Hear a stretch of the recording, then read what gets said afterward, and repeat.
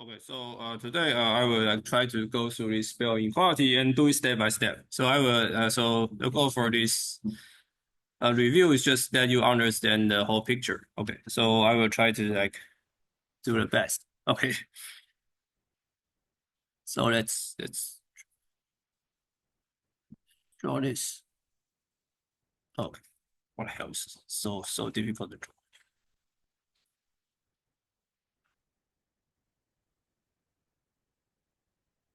Okay, so remember the story is the following, right? So story is that so this is the Alice and there is a Bob. Okay, and they have some state psi. Is everyone okay? So there is a state psi here. So now let's say Bob. So let's say Alice has dimension D vector space or dimension D state. So there's a C to the D, and the Bob has also C to the D, and this psi is basically some states which belongs to the C to the D tensor product C to the D. Good. So D is the dimension of the vector space. And now Alice has two kind of measurement. So this measurement is basically the projective measurement. So Alice has either A0 or A1. And which satisfy that since it's measurement, right? So which satisfy that there are like permission.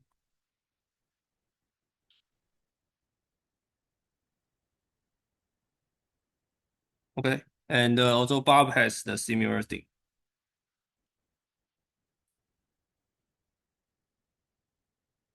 B0 and B1. Okay, and the things and A and B are like far away, right? So they are commutes. So now this A basically this A0, A1, B0, B1, they are all D by D matrices. They are Hermitian and they satisfy its property. And the original Bell inequality will make sure that the output is always plus or equal to the output will always be plus or minus one. So this meaning that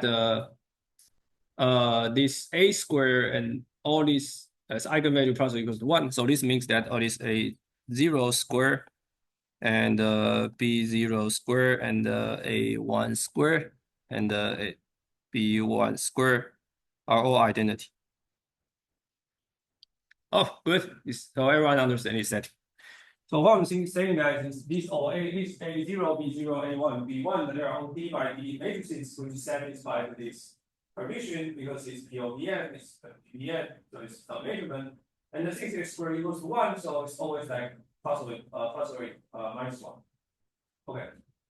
So this is Alice involved in there, like D by D matrices, they belong there, between them.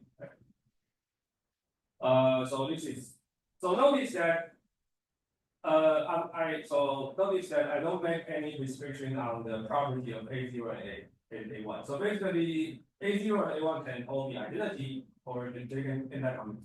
So there's no restriction from A0 and A1. And no restricting from the so as long as there are commutes, AI there are commutes.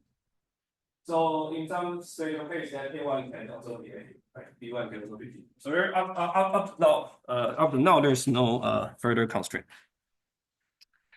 Okay, so what Bell inequality? So let me just write down, right? So let's just write L. Right, so L is basically A0, B0 plus A0, B1 plus A1, B0 minus A1, B1.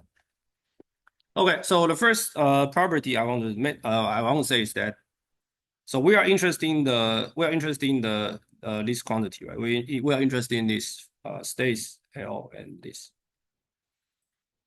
Right, this is what we are trying to do. We are trying to compute. So the first thing I want to say is that this number must be real. Okay. And the reason is so we are like doing some like science, right? So we should prove it. So whenever I make some statement, if you feel this is weird or you don't understand why you should ask. The proof is basically L is Hermitian. Okay, because if we compute this L dagger, then we basically have B0 A0 plus B1 A0. So notice that A dagger is the same as A, right? So it's basically B0 A1 minus B1 A1. And notice that A and B are commutes, right? So basically L. Because I can commute each term A0 and B0, A1, B1, because they are far away, right? So Alice can only control like one dimension, like one C to the D dimension qubit. So L is a Hermitian. So since L is Hermitian, so that expectation value must be real. Okay. So the next thing we want to consider is the classical optimal value. Okay, so before we do this, let me just write down a trivial value. So so-called the simple upper bound. So what's the upper bound of this? The trivial upper bound, right? So let me just do this. So there are four terms, right? Four terms. So I can use triangle inequality, right? So L, or for any kind of L, right? For any kind of state, it must be less or equal to the absolute value for each term.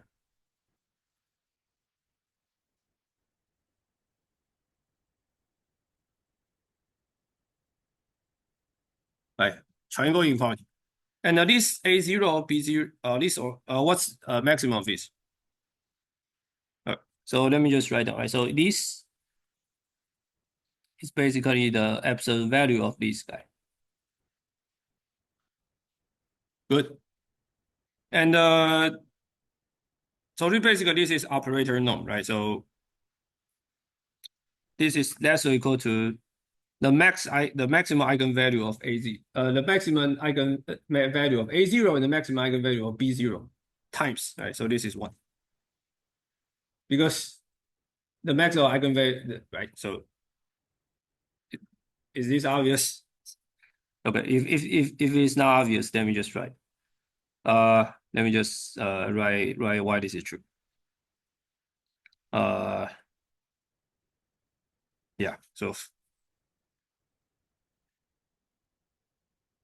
Right. So we can just see hopefully this is so. We know this guy, right? So this is called Rayleigh quotient. Maybe somewhere you learn about it. So this guy, the maximum, if B0 is Hermitian, then this guy is by definition is less or equal to the lambda max, the max eigenvalue of B0. Okay, so this is easy to prove by your simple linear algebra, because you can write psi as you can write a spectral decomposition, right? Okay. So if this is true, then we know that this guy is less or equal to the lambda, the similar thing. So it's a two product of A0 and B0. So it's 1, right? So this guy is less or equal to 4. So the trivial bound for this Bell inequality is 4, right? Because each term has at most eigenvalue 1. So at most eigenvalue 1 basically means that I give you a vector, and if you project, after this operator, the length of the states is like at most is scaled by 1, because this is this is property of the eigenvalue, right? So this is basically 4. Okay, so okay, so this is the thing we know. Right, but let's say so now we talk about the first thing is the classical value. Okay. So this is what someone asked me yesterday. So the so-called classical value. So I will do that carefully. So classical value meaning that let's say your state psi is basically the product state. Okay, so this is simple, right? Let's say there's no entanglement, so Alice has some state and Barrel Bob has some state, so this is product state. Okay, so notice that in the product state case, let's say you do this kind of thing, then this is basically the A and B, right? So just A and B. Good, because your state is product state, and this A0, by the way, this N0, B0, I didn't write it, but it's A0 tensor B0. Okay, as a two operator, so this is guys just expanded, right? So let's call this number A0 bar and this is B0 bar. Okay, and the A0 bar and B0 bar are basically the number which belongs to like -1 and 1 interval, right? Because A0 is maximum eigenvalue 1 and minimum eigenvalue -1 and B0 is 1 and -1. Okay, so that means that the original Bell inequality in the product states is basically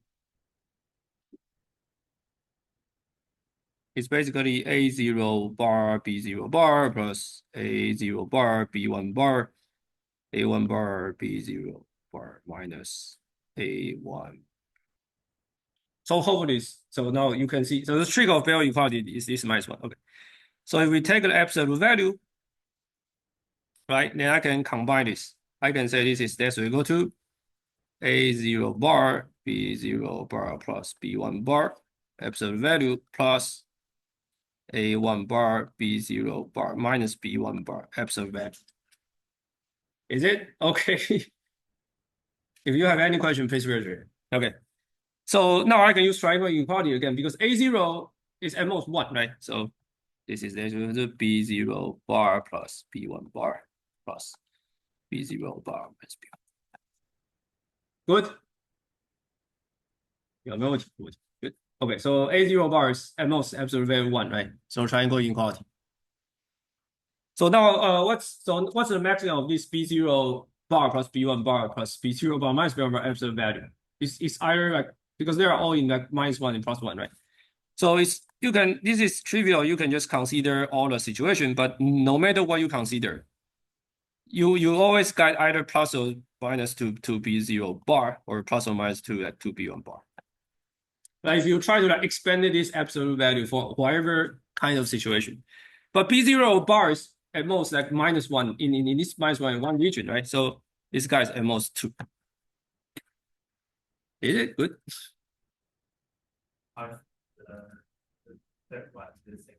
You mean this set? Oh, just use this. I'm going to plot. Let me just go right here. So absolute value of these two numbers that's equal to A and B. Right? So A0 is at most 1. Oh, good. Nice. Okay. So that means that if the states, product states, whatever state it is, it cannot exist too. Okay? It cannot exist too. Okay, so then now we go to the so-called Bell state, right? So consider the Bell state 0, 0 plus 1, 1. Okay, so this is 0 tensor 0 and 1 tensor 1. Yes, if you don't understand. Okay. Shit.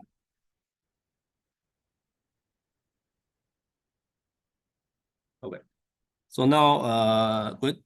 So now so as we just compute, let me just quickly do it again. So if I can consider A0 to be Z and A1 to be X, right? So don't list their Hermitian and their square equals to 1. Oh, I didn't write A.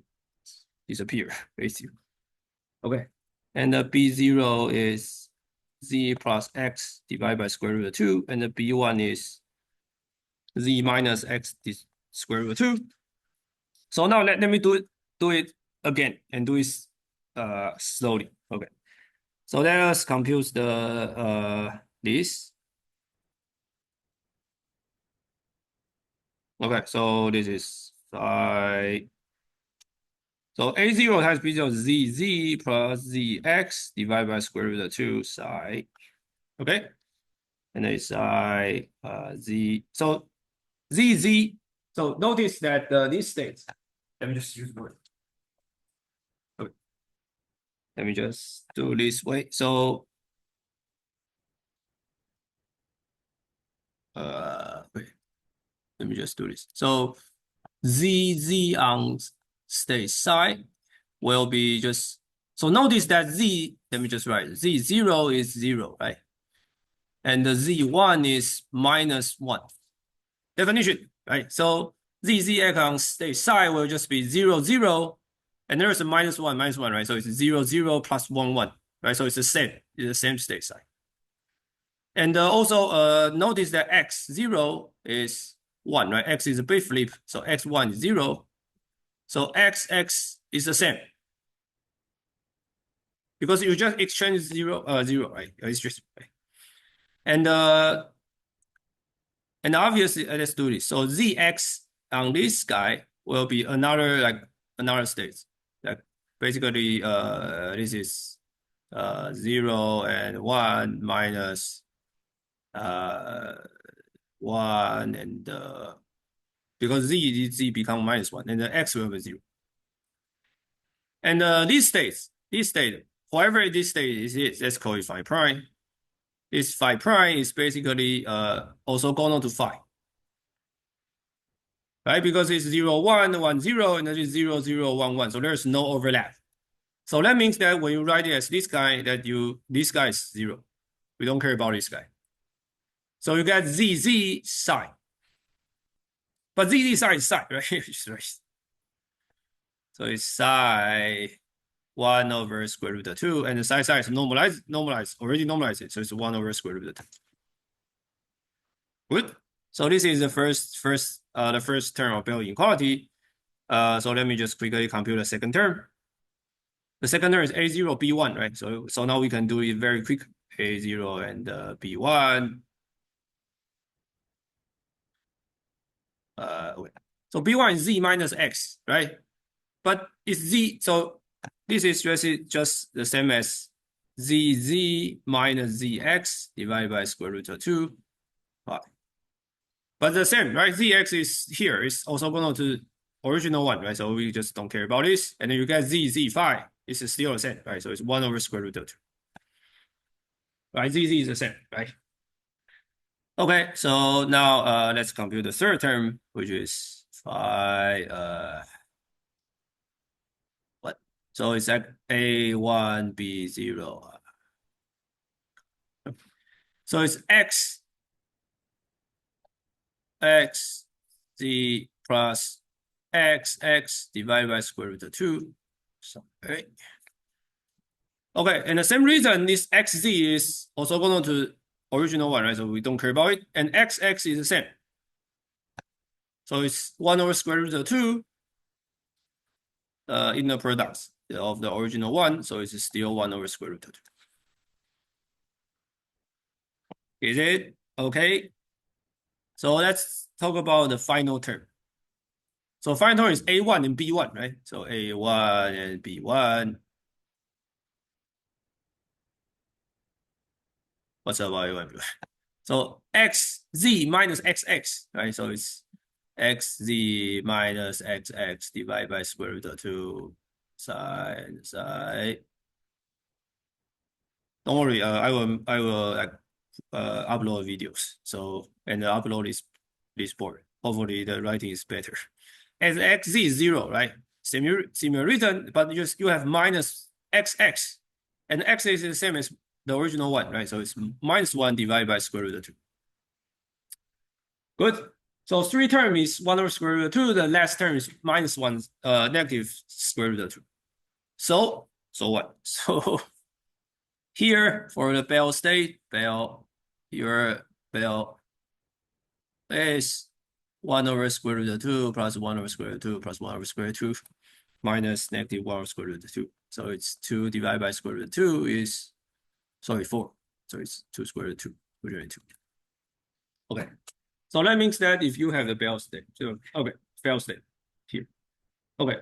So now as we finish, okay, so from here, that this is usual quantum mechanics textbook. So quantum mechanics tell you that, oh, okay, nice. So that means that Bell state has some non-local correlation, right? So any product states cannot give you the higher value greater or equal to 2, but the Bell state give you the higher value greater than 2. So this means that you can use this to test entanglement. You can use this machine to test whether there's the middle state is greater or equal, is not the product state, right? Because if the product state is it can only be 2.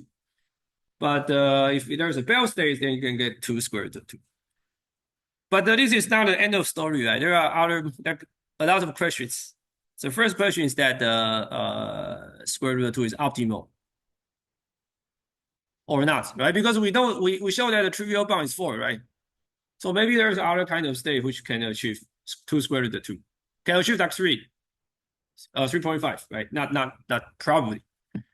Okay. So this is the weird question.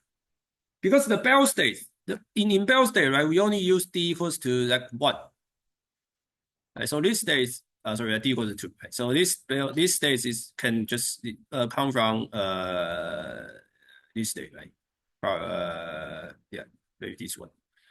So Bell state just use this problem, just choose d equals to 1. So obviously that if you increase this value should increase, right? So why maybe 2 square root 2 is not optimal, right? Okay, so even 2 square root 2 is optimal. Are there any other state? Are there any other state achieve 2 square root of 2? Right? This is 2 questions that obviously that we should ask. Right? The quantum mechanics doesn't tell you the answer. And the third one and fourth one, which is the third one, let me just write down. Oh, maybe let's forget about third one. That's we will talk about it later. Okay, so this is from now is up to now it's just quantum mechanics, and later we will talk about some interesting thing. And this is the Tsirelson's bound. Tsirelson's bound. So if you know some history, that the original like Bell states is basically like 1960 something, right? And this Tsirelson bound is like I guess is someone that is some mathematician that he think about more on Bell inequality, and actually this kind of yeah. So there are a lot of interesting things, and I will tell you next week. So Tsirelson's bound just in this example just tell you that 2 square root 2 is optimal. But how do you prove it? How do you show it? How do you prove 2 square root 2 is really optimal? It's not something that we okay. Okay, so the rest of this lecture, hopefully we finish this proof.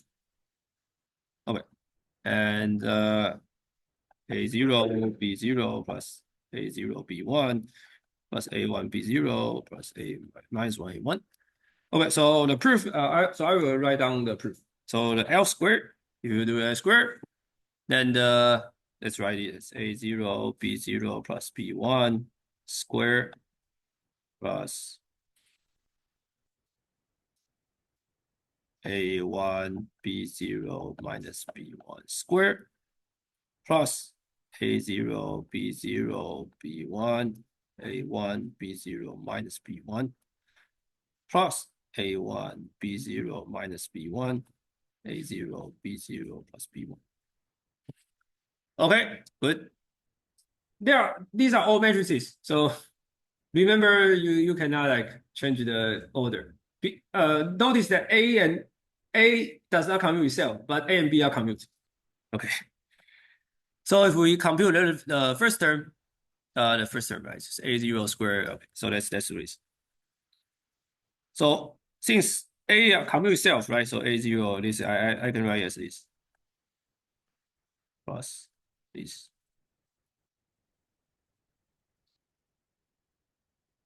And the cross term. So let's worry about cross term later. Right, so what's this? So A0 squared is 1. And this is, so it's 1, right? 1. And the B0 plus B1 squared plus B0 minus B1 squared, the cross term will also cancel. So you got B0 squared plus B1 squared, B0 squared plus B1 squared. So you have 4 terms, right? So there are 4. This is equals to 4. Plus the cross term. Okay.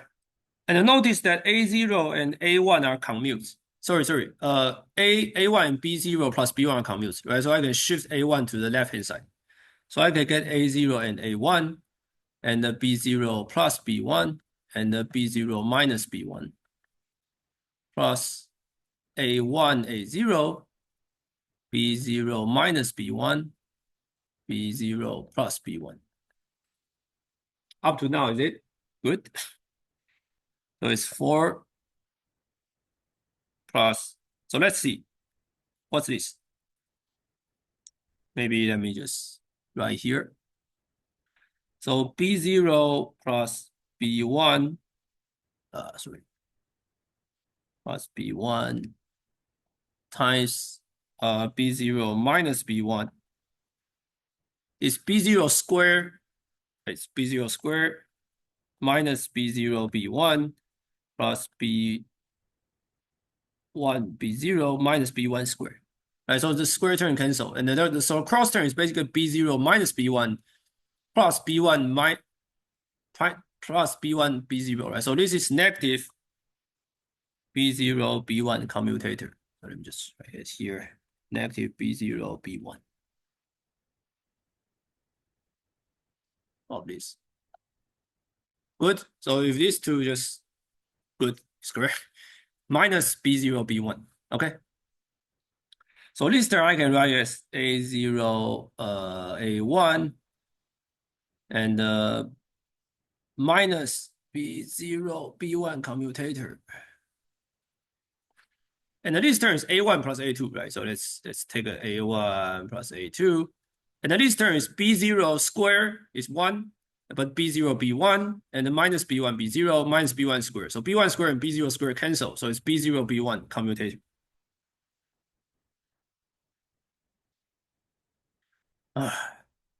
So these two terms are the same.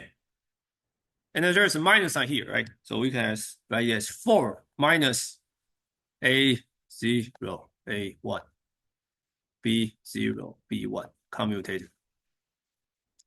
So if you go with PDR, you can see these results. You can just type Tsirelson's bound, and there's this is an equation shown in the Wikipedia. This L squared is basically 4 minus these two commutator. Is it okay? It's just simple calculation. You can do it. You can do it at home. Okay.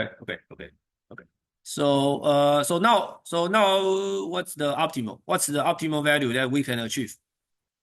Right. So what's the optimal that that's only worry about is this commutator, right? Because I want to find let's say I care about is what's the optimal value of this? Triangle inequality. So this is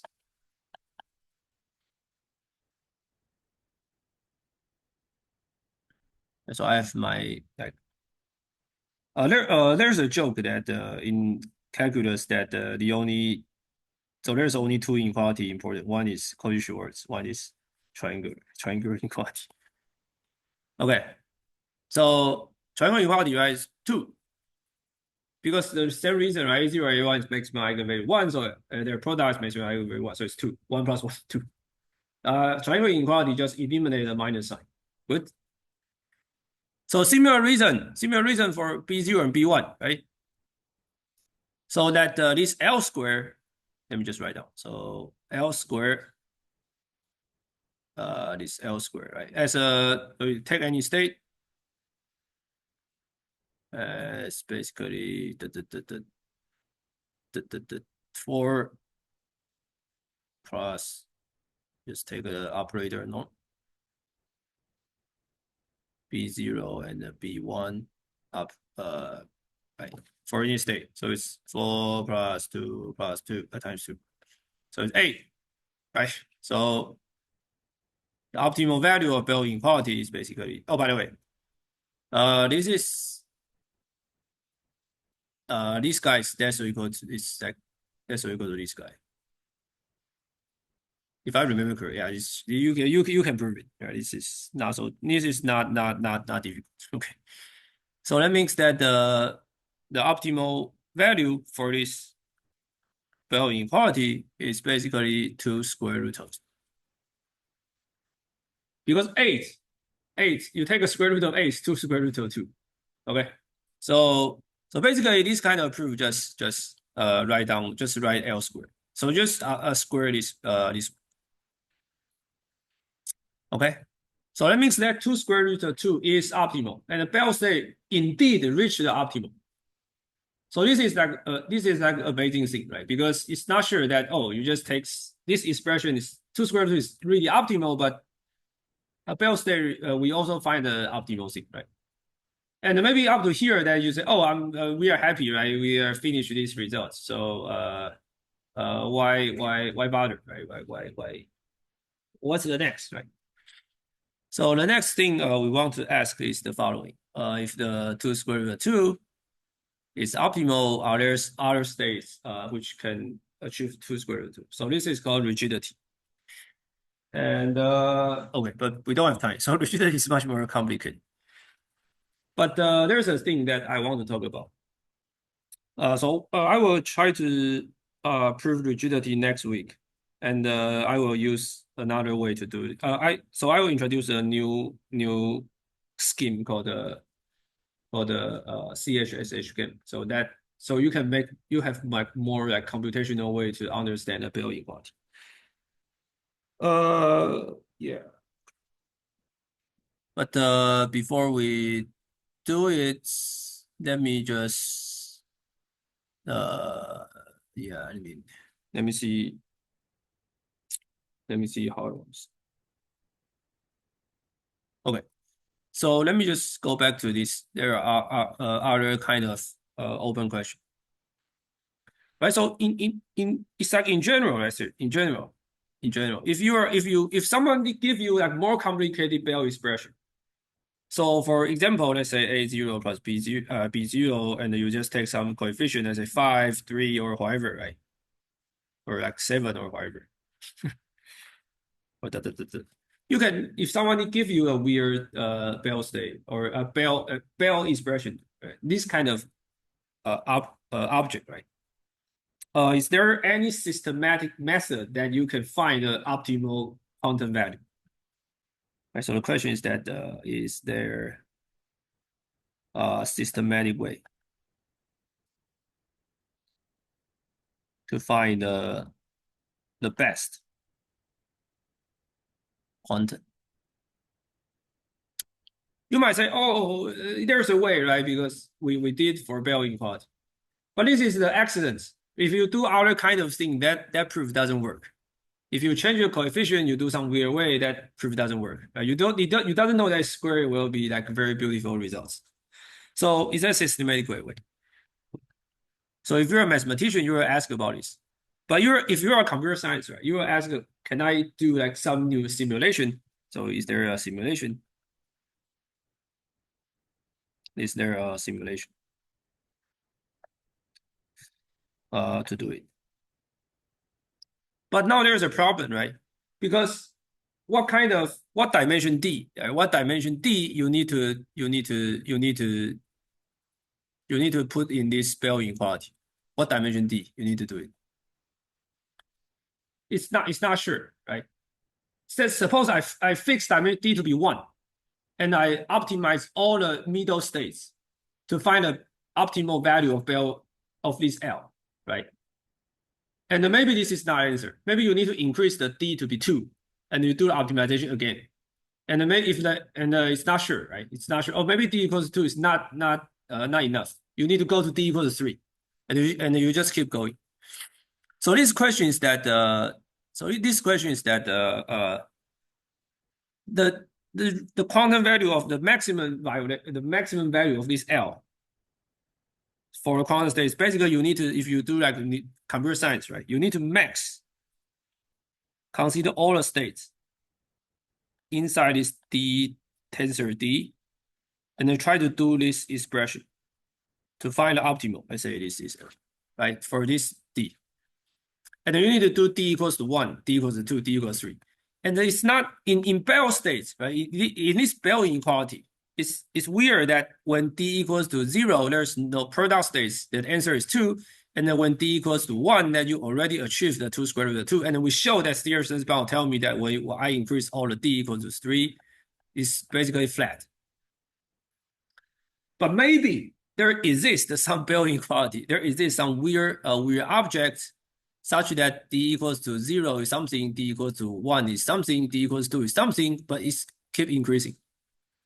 So the question is that, can you write a computer program and the input is the Bell inequality, and then you tell me that whether this slope, this curve will stop at some points or keep increasing. And if you know some computer science, basically this is almost the same as halting problem, right? Halting problem is that I give you a program and some input and tell me that this program will halt or not. And so I will not tell you the answer, but actually this is solved. Solved in it's amazing, solved in 2020. There's a paper called this is famous results, and I will talk about this, but it's from now it's very difficult for you to understand the impact. But you can check the online. There's a name called MIP star equals to RE. So this will answer this question for you. So this is the most difficult question. So I just ask the simple question. I ask, if I give you any arbitrary this kind of expression, how do you determine that where you increase the number of entanglement? In general, you increase the number of entanglement between two states. This L tilde can be arbitrarily large or not, right? Sometimes it was in the Bell states, d equals to 1 already reached the maximum. It's 2 square root of 2. But maybe there is a way to do this. So can you find what's the computational complexity of solving this problem? It's like NP complete or something, right? So the question is that can you give me whether this slope will keep increasing or saturate? And this is solved by in 2020. So you can imagine that this from like the initialization of quantum mechanics up to this huge MIP star equals I results that people spend like 100 years finally answer this question. Okay. And I think okay, maybe let me just I can yeah. It's about how we chart the first there is an expression. Haven't talked about You mean how to control? Yeah. So so the initialization of these Bell inequalities mysterious. I remember that for Bell that I guess that at that time that people just do it by hand, try to make it try to write it as just come up with, I don't know, come up with their mind. But after that we have systematic approach. So let me just write down one equation for you to check. So systematic approach is that if you write L is as you know, right, A0 B0 and you can do so this is another proof of why Bell inequality is optimal. You can try to compute this expression.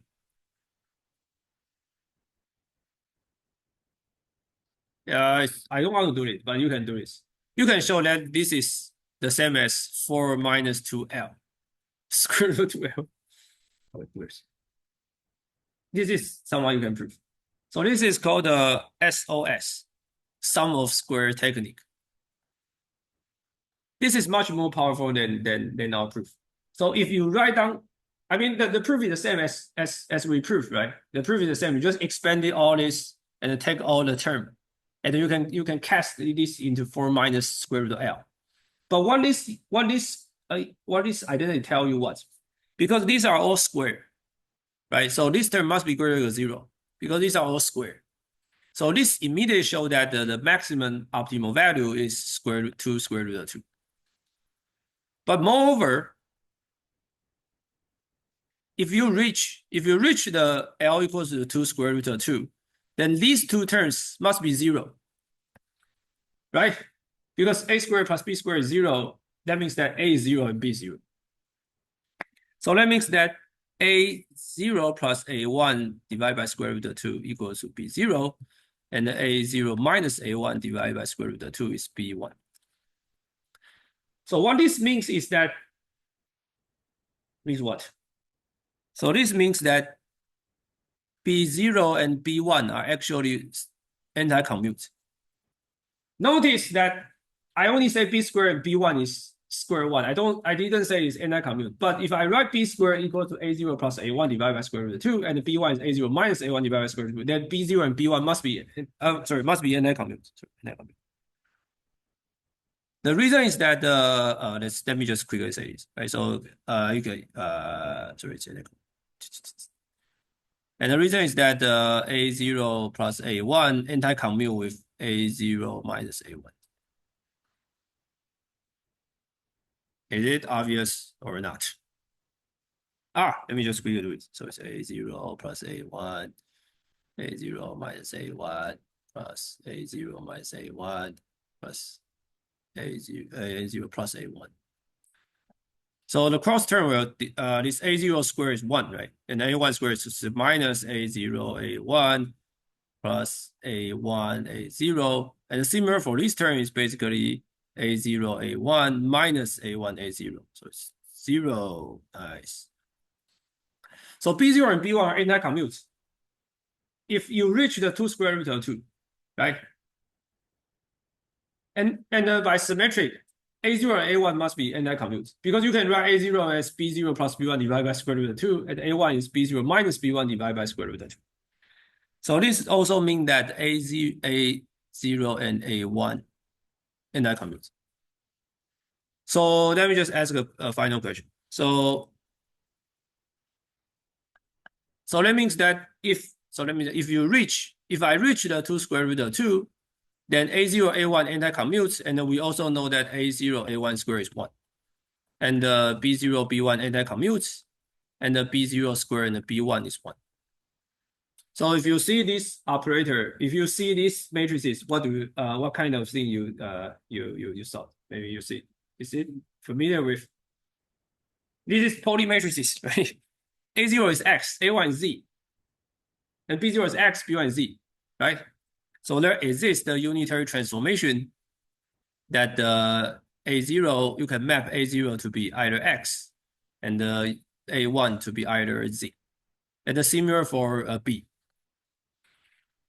So if you do this, then you can show, then you already almost show that the only state which you can reach the optimal is Bell state. Because Bell state is the only state which satisfies this equation.